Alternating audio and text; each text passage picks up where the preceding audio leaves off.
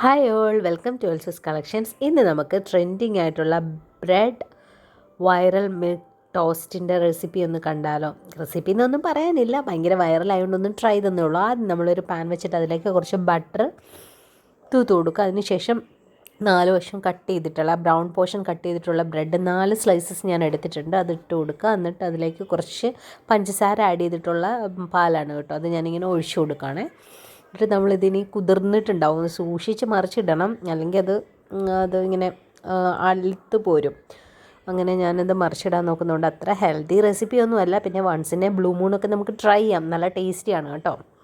ഞാൻ അഡ്ജസ്റ്റ് ചെയ്ത് അത് വെച്ചിട്ടുണ്ട്.